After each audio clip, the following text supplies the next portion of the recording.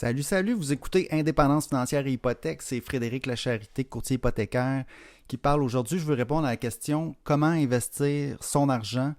Euh, je commence là en mettant en contexte mon émission parle d'indépendance financière. Je vous partage la façon que j'ai utilisée pour arriver à l'indépendance financière. Je partage mon expérience.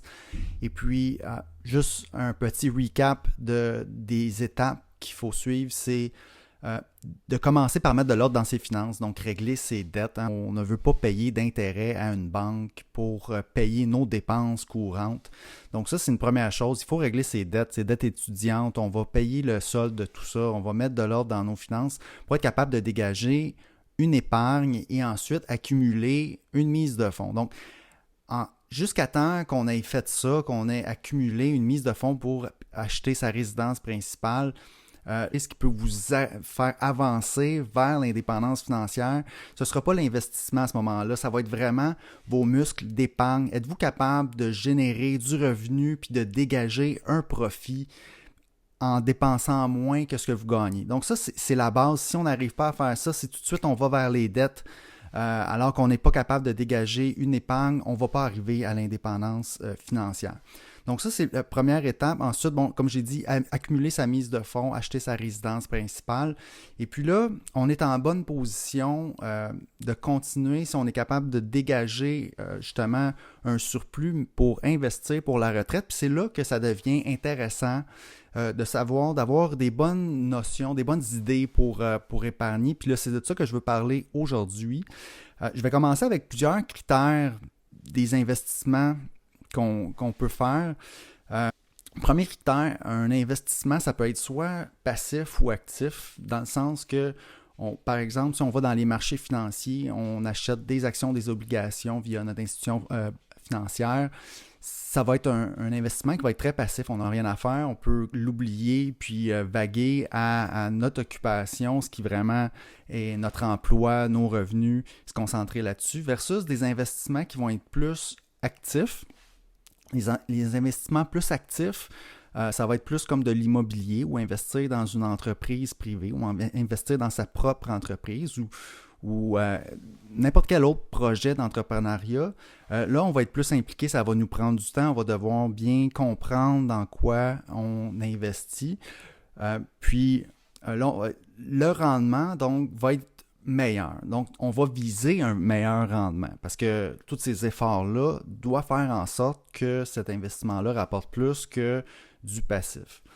Deuxième critère d'un investissement, la liquidité. Donc, encore une fois, si on va dans les marchés financiers, actions, obligations, fonds communs de placement, FNB, normalement, ça va être des actifs très liquides. C'est-à-dire que si on a besoin des fonds rapidement, on peut maintenant avec les plateformes de courtage, avec ces investissements-là sont facilement, il y a beaucoup d'acheteurs, il y a des marchés publics, on peut les vendre puis récupérer l'argent tout de suite. Évidemment, c'est ça un peu le piège avec les marchés financiers, c'est que normalement on devrait l'investir pour le long terme, mais c'est facile de récupérer son argent si on en a besoin. La liquidité, normalement, plus que c'est liquide, moins qu'on aura de rendement parce que c'est pratique. Et puis, moins qu'un investissement sera liquide, exemple de l'immobilier, exemple de l'investissement dans une entreprise privée, ça va être plus difficile de récupérer son investissement parce que ça prend il faut faire une transaction souvent avec un notaire. C'est pas quelque chose qui s'achète et qui se transige facilement, donc ça va être moins liquide. Et normalement, on va exiger encore là un meilleur rendement. Donc, si on va vers un placement moins liquide, on va exiger un meilleur rendement. Ensuite, la difficulté, l'expertise de l'investissement, ben tout est lié là, avec les deux premiers aspects.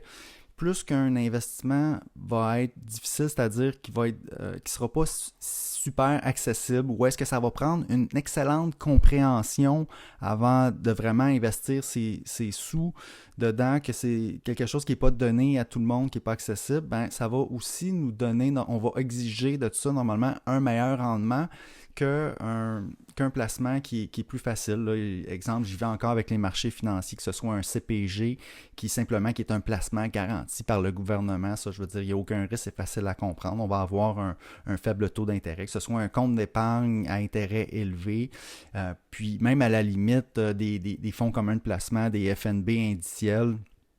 On est normalement dans le accessible, puis ça peut donner un certain rendement, puis on va en avoir besoin dans notre portefeuille pour arriver à l'indépendance financière, mais il faut savoir que, évidemment, le rendement de ça, on va être dans les 5 à 12 %, tandis que les placements plus compliqués, oui, c'est plus compliqué, puis peut-être qu'on n'a pas accès à ces placements-là, mais on devrait exiger de ça un meilleur rendement.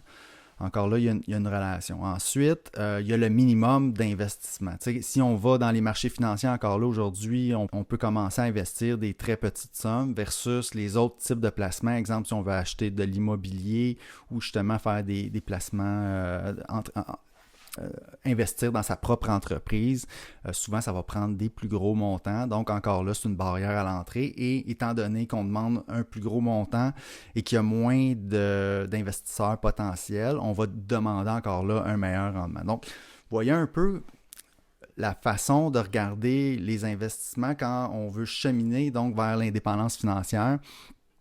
On va, de toute façon, au début, quand on n'a pas d'argent, si on est encore endetté, c'est pas si important de penser aux investissements, mais évidemment, on va commencer possiblement vers ce qui est accessible pour nous, puis on va aller vers les marchés financiers.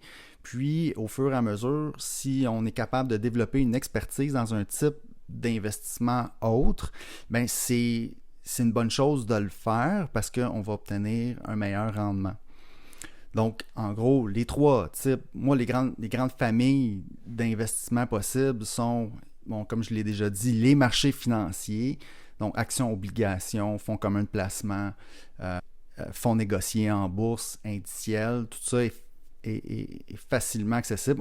Puis là, il y a deux façons de procéder. Selon moi, on peut trouver un conseiller financier de confiance qui va bien nous expliquer, parce que ça, c'est la clé quand on investit. On ne devrait jamais investir si on ne comprend pas ce qu'on achète. Hein? Cet argent-là, normalement, c'est notre épargne, c'est nous qui avons travaillé pour. On devrait bien comprendre ce qu'on fait, puis quand on veut investir dans les marchés financiers, soit on trouve un conseiller financier qui va bien nous expliquer, qui va prendre ça en charge pour nous, puis qui va nous rassurer, puis qui va mettre ça dans des... parce qu'on ne veut pas perdre. Hein. Dans tous les cas, dans tous les types d'investissement, le premier critère, c'est qu'on ne veut jamais perdre d'argent.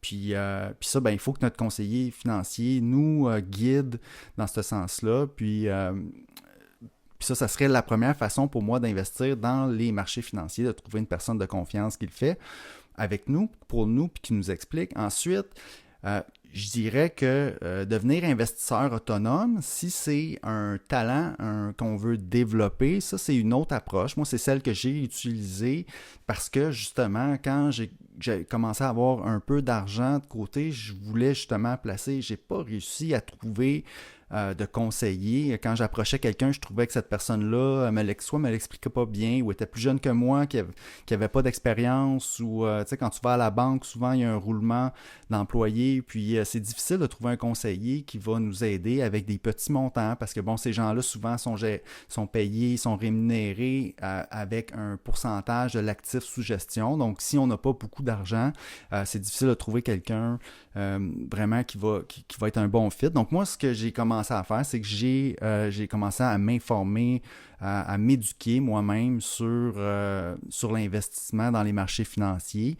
Et puis, j'ai fini par comprendre, il y a un déclic qui s'est fait un jour, puis je me suis dit, OK, je suis capable de le faire, je peux ouvrir mon compte sur une plateforme de courtage en ligne, Disnat par exemple, puis j'ai appris ce qu'étaient les fonds indiciels, et puis j'ai compris actions versus obligations, une bonne allocation d'actifs qui va être bonne à travers le temps, qui va faire qu'on va avoir un bon rendement. Puis j'ai compris aussi que les marchés financiers, évidemment, surtout dans les actions, ça va fluctuer. Certaines années, le rendement va être très bon, certaines années, ça va être moins bon. Donc, j'ai lu assez de livres j'étais allé chercher assez d'informations pour être capable de faire... Donc ça, c'est l'autre façon d'aller investir dans les marchés financiers.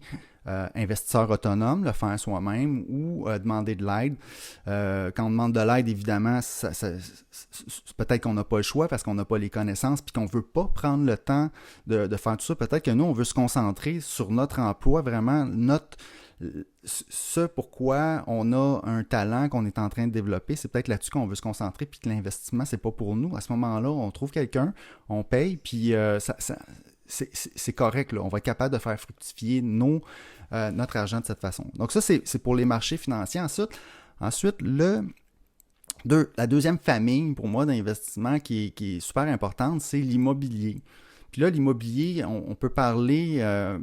c'est très large, là. À la base, selon moi, c'est le multirésidentiel. Donc, exemple, acheter un plex, avoir des locataires, puis récolter les loyers, puis optimiser. Donc, ça, c'est la première façon. Puis c'est la plus accessible, selon moi. Moi, en fait, mon expérience personnelle là-dedans, c'est que j'ai pas réussi, je suis pas allé vers l'immobilier. Parce que justement, je trouvais que c'était un investissement un petit peu trop actif. Je me voyais pas faire ça, mais c'est sûr qu'avec du recul, voyant que les valeurs de l'immobilier a super bien augmenté, a bien progressé depuis que j'ai acheté. Mais bon, moi, j'ai décidé d'acheter ma résidence principale. J'ai pas acheté d'immobilier. Mais le point là-dedans, c'est que donc l'immobilier, c'est une famille d'investissement très accessible parce que tout le monde connaît, tout le monde doit se loger. Donc, d'aller acheter un plex propriétaire occupant, je trouve que c'est une très bonne façon de commencer. Évidemment, encore là, il faut s'informer, il faut s'éduquer, il faut pas se lancer là-dedans. Il faut avoir une belle position financière. On élimine toutes nos dettes, on accumule une mise de fonds et puis on s'informe sur c'est quoi être propriétaire. Puis on peut y aller, on peut commencer petit avec justement un plex propriétaire occupant, puis voir si on aime ça, puis voir si on est bon là-dedans, si on est capable de bien gérer son immeuble. Puis normalement, si on est bon puis qu'on procède de la bonne façon, on va obtenir un meilleur rendement qu'en plaçant notre argent dans les marchés financiers. Ça, j'y crois parce que c'est actif, on n'a pas le choix. Parce que si on est pour obtenir le même rendement que les marchés financiers, pourquoi qu'on fait tout ça, qu'on fait tous les efforts d'aller dans l'immobilier? Non, il faut s'assurer quand on va investir dans l'immobilier que ça va rapporter plus que ce qu'on pourrait faire dans les marchés financiers, ce qui est vraiment passif. L'autre type d'investissement, c'est d'y aller vraiment dans l'entreprise. Puis là, ça dépend l'expertise, notre travail, ce qu'on fait comme travail, peut-être qu'il y a des opportunités qui font en sorte qu'on peut lancer notre propre entreprise, qu'on peut investir dans ce qu'on connaît. Parce que ça, c'est la clé, investir dans ce qu'on connaît. C'est là qu'on va avoir un edge. Puis là, en termes de rendement, c'est possible d'aller chercher au-delà de ce que les marchés financiers ou l'immobilier peut procurer. Puis là, on va être en mesure vraiment d'augmenter le rendement de nos investissements.